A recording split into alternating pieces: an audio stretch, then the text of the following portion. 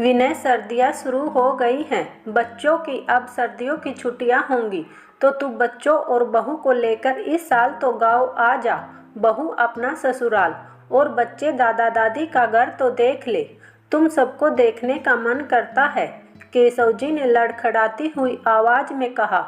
हाँ बाबूजी, मैं अपना कार्यक्रम बताता हूँ। देखता हूँ कब आना होता है। अभी आप फोन रखिए, जरूरी मीटिंग चल रही है, मैं व्यस्त हूँ। और विनय ने फोन रख दिया। क्या कहा मेरे बेटे ने? इन सर्दियों की छुट्टियों में तो आ जाएगा ना? बड़ा मन करता है उससे मिलने का, और वो है कि उसे हमारी याद ही नहीं आती है। भला माता पिता कभी बच्चों को मिलने को बुलाते हैं? बच्चों को तो खुद ही मिलने आना चाहिए। पर ये आजकल के बच्चे भी बड़े मॉडर्न हैं, छुट्टियों में घूमने निकल जाते हैं, 2 दिन माता पिता के पास आकर नहीं रह सकते। आखिर ये सब मेरे साथ ही क्यों होता है? जब भी चाहती हूँ विनय मिलने आए, पर वो आता नहीं है। सुधाजी बोतल से दवाई निकालते हुए बोली और 2 चम्मच अपने पति को पिला दी। फिर उनके पास ही बैठ गई। चेहरे पर तनाव की लकीरें उभर कर आ गई और उन्होंने ठंडी सांस ली। ये विनय बिना कितना बदल गया है। पहले तो मुझे छोड़ता ही नहीं था, मेरा आंचल पकड़कर मेरे आगे पीछे होता रहता था। जब चाहे गोद में आकर लेट जाता था और घंटों बातें करता था। अब तो सप्ताह हो जाते हैं, फोन पर बात भी नहीं करता है। क्या उसे मेरी याद नहीं आती है? एक ही तो बेटा है हमारा, उसने भी मुंह फेर लिया है। आप बीमार रहते हो और अब हमारी उम्र भी तो हो चली है। उम्र के इस मोड़ पर बच्चों की सबसे ज़्यादा ज़रूरत होती है और बच्चे ही इस उम्र में दूर हो जाते हैं। सुधा, इतनी चिंता क्यों करती हो? वो इस बार जरूर आएगा, मेरा मन कहता है। फिर बच्चों का अपना भी तो परिवार बढ़ जाता है। वो उसमें ही व्यस्त रहते हैं तो बूढ़े माता पिता के लिए समय कैसे निकालेंगे? शादी के बाद उनका अपना परिवार पहली प्राथमिकता हो जाता है। केशव जी सुधा जी को बहला रहे थे। हाँ, उनका अपना परिवार, उनके परिवार में सिर्फ वो और उनके बच्चे ही आते हैं। उसमें बूढ़े माता पिता के लिए कोई जगह नहीं होती है क्या? हमसे ही जन्मे हमारे बच्चे हमें अपने परिवार का हिस्सा नहीं मानते हैं। कैसा कलयुग आ गया है? सुधा जी हताश होकर बोली। तुम इतनी निराश क्यों होती हो? ये तो प्रकृति का नियम है। हरा भरा फल देता पेड़ सबको अच्छा लगता है और सूखे उजड़े बरगद के नीचे कोई बैठना भी पसंद नहीं करता है। अब जैसा भी है उसी तरह से जीना सीख लो। हमारे पास कोई दूसरा सहारा नहीं है, हम ही एक दूसरे का सहारा हैं, तो जी लेंगे। उन्होंने फिर से समझाते हुए कहा। सुधा जी उठकर रसोई में चली गई और चाय चढ़ा दी और पल्लू में अपना सिर छिपाकर रोने लगी। कहीं उनके पति को उनके रोने की आवाज़ सुनाई ना दे जाए। इधर चाय उबलती रही, उधर सुधा जी की मन की भावनाएं उबल रही थी। माँ का दर्द झलक रहा था। ये माँ की ममता है जो किसी से बहलती नहीं है। उसे तो बस अपनी संतान का ही मोह होता है और ये मोह जीवन भर छूटता नहीं है। पिता तो फिर भी कड़क हो जाता है, पर माँ तो मोम सी पिघल कर बिखर जाती है।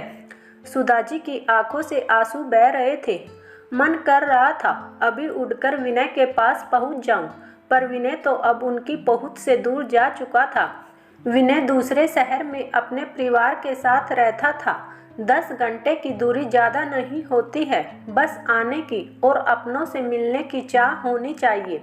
अभी जैसे कल की ही बात हो, अपनी माँ की बीमारी का समाचार पाकर सुधा जी मायके जाने को उतावली हो रही थी, तो विनय को रो रो कर बुरा हाल था। मम्मी आप मत जाओ, मैं आपके बिना कैसे रहूँगा, आप मत जाओ। एक ही वाक्य वो बोले जा रहा था। सुधा जी ने उसे बीचकर गले से लगा लिया। मेरा राजा बेटा है ना, नानी की तबीयत खराब है तो मिलने जाना ही होगा। तू आराम से पढ़ाई करना, तेरी परीक्षा है। मैं तुझे भी साथ ले चलती, पर क्या करूं? तेरी परीक्षा खत्म होते ही मैं आ जाऊंगी। फिर हम दोनों साथ में घूमेंगे और खेलेंगे। अपने बेटे को दिलासा देकर वो बारी मन से मायके की ओर चल दी। पहली बार अपने कलेजे के टुकड़े को अपने से दूर कर रही थी। एक हुक, एक टीस सी दिल में उठ रही थी, पर मन को मजबूत बनाकर वो चल दी। उनकी मम्मी को अस्पताल में भर्ती कराया गया था।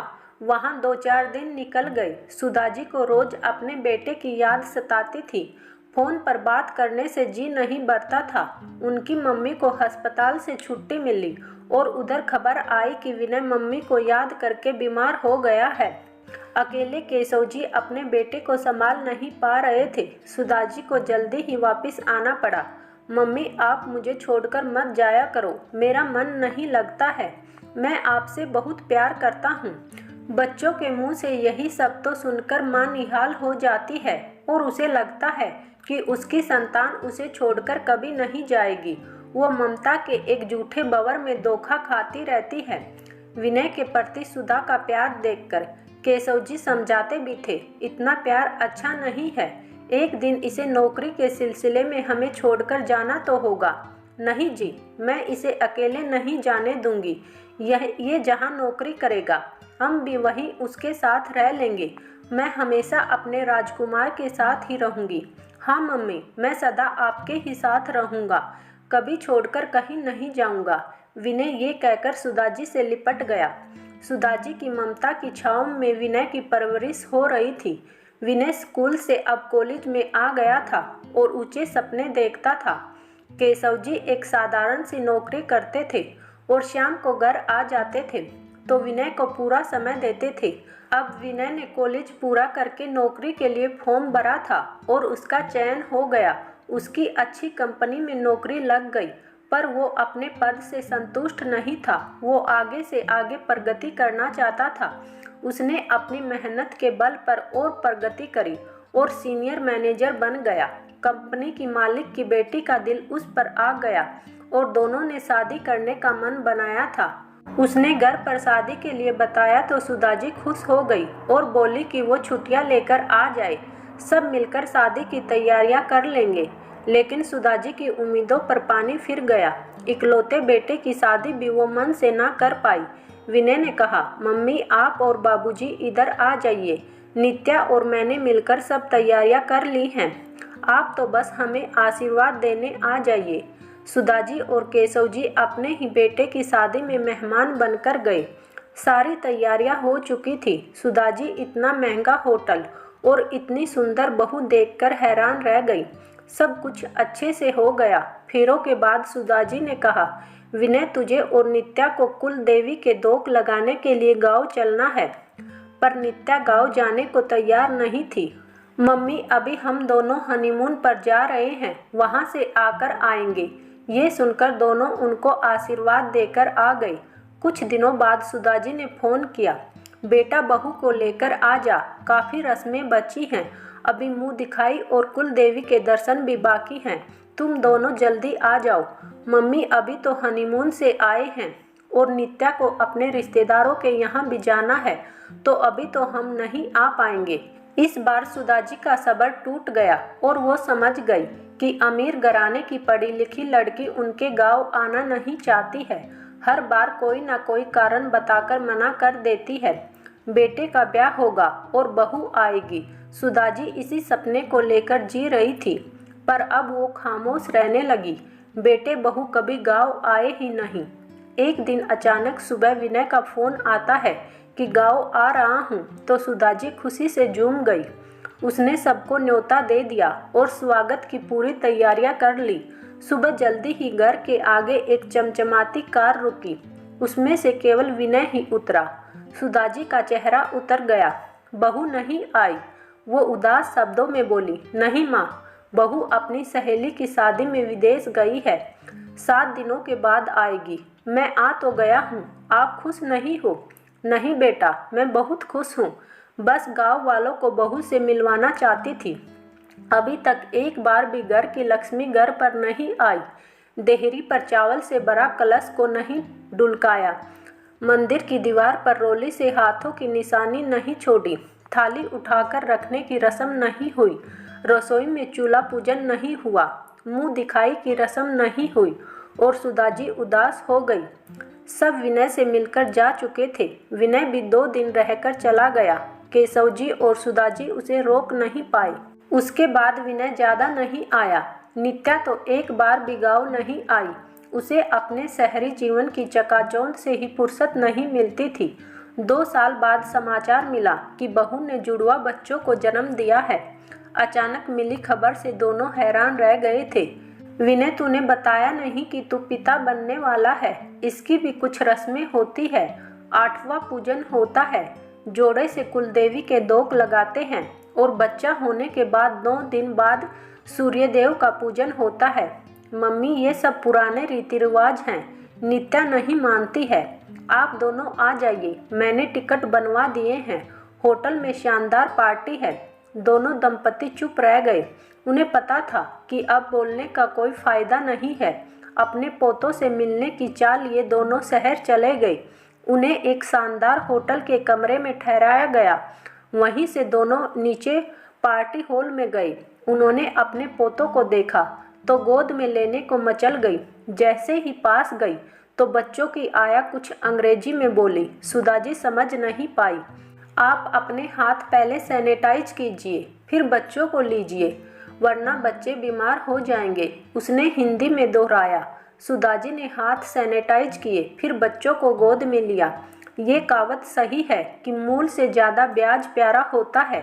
अपनी संतान के अंश को गोदी में लेकर उनका जीवन धन्य हो गया। पर यह खुशी थोड़ी देर की ही थी। उनका नामकरण नित्या की मम्मी ने किया और तभी विनय ने बताया कि आपकी कल सुबह की ट्रेन है, तो आप इसी होटल में रात को रहिए, सुबह यहीं से चले जाइएगा। पार्टी खत्म होने के बाद बेटा बहू उन्हें गुड नाइट बोलकर चले गए। सुधाजी के मन को धक्का लगा। वो तो महीने भर रुकने के हिसाब से दोनों के कपड़े लेकर आई थी। अपने पोतों का लाड करूंगी, उनकी मालिश करूंगी, लोरी सुनाऊंगी, जाने क्या क्या सोचकर आई थी। पर बेटे बहू ने एक बार भी घर चलने को नहीं कहा। अपने दिल में कसक लिए दोनों अपने गांव आ गए। सालों हो गए, अब वो और भी वृद्ध हो गए थे। विनय कभी कभी साल में एक बार आ जाता था, पर बहू और पोते कभी नहीं आते। बच्चे भी अपनी मां नित्या के रंग में रंगे हुए थे। गांव आना नहीं चाहते थे। शहर उन्हें रहने को बुलाते भी नहीं थे। दोनों जने बीमार रहने लगे। सुधाजी फिर भी रसोई का काम कर लेती थी, पर केशव जी ने बिस्तर पकड़ लिया था। वो हर साल भर त्योहार और छुट्टियों में बेटे को सपरिवार आने को कहते थे, पर विनय कभी नहीं आता था। हर साल टालता जाता था। केशव जी की दवाइयाँ चल रही थी। घर का खर्चा भी मुश्किल से चल रहा था। दोनों दंपति ईश्वर का नाम लेकर समय बिता रहे थे। सुधाजी अपनी संतान के लिए रोती थी, पर वो मजबूर थी। वो सोचती थी अब इस बुढ़ापे में तो बेटे बहू साथ रहने को बुला लेंगे, पर ऐसा कभी नहीं हुआ। अंततः एक दिन उनके पति ने अपने प्राण त्याग दिए। विनय को फोन किया, पर वो जरूरी काम से विदेश गया था, तो खबर मिलने के बावजूद भी नहीं आया। वो तो विदेश में था, पर बहू ने दोनों पोतों को भी दादा को मुखाग्नि देने के लिए आने नहीं दिया। सुधाजी रास्ता देखती रही, फिर उनका अंतिम संस्कार कर दिया गया। सुधाजी ने अपने पति को मुखाग्नि देकर उन्हें विदा किया। उनके आंसू सूख नहीं रहे थे। अब वो एकदम से अकेली रह गई थी। 10 दिनों के बाद विनय आया, पर उन्होंने उसे घर की चौखट पार करने नहीं दी और वहीं रोक दिया। अपने बाबूजी का अंतिम संस्कार करने भी नहीं आया। क्या इसी दिन के लिए मैंने तुझे जन्म दिया था? मैं तुझसे आज हर रिश्ता तोड़ती हूँ। ऐसी संतान होने से अच्छा था कि मैं बांझ ही रह जाती। कम से कम इतनी तो तसल्ली रहती कि इस संसार में मेरा कोई नहीं है। और हाँ, अब तुझे इस घर में आने की, अपनी मम्मी को संभालने की कोई ज़रूरत नहीं है। तू अपने परिवार और नौकरी को संभाल ले। मैं तुझसे अपनी मुखाग्नि देने का भी हक छीनती हूँ। ऐसा बेटा किस काम का जो अपने माता पिता की ही सुध ना ले। सुधाजी बारी सदमे में थी और वहीं चक्कर खाकर गिर गई और उन्होंने भी अपने प्राण त्याग दिए। दोस्तों, माता पिता की उपेक्षा करके, उन्हें दुख देकर कोई सुखी नहीं रह सकता है। जो बच्चे अपने बूढ़े माता पिता की परेशानियों और दुख से मुंह फेर लेते हैं, उन्हें याद रखना चाहिए कि उन्हें भी एक दिन बुढ़ापा आएगा और ये उनके साथ भी हो सकता है। इसलिए कर्म हमेशा अच्छे ही करिए। आपको कहानी कैसी लगी, आप हमें कमेंट में ज़रूर बताएं। साथ ही वीडियो को लाइक और चैनल को सब्सक्राइब भी करें। धन्यवाद।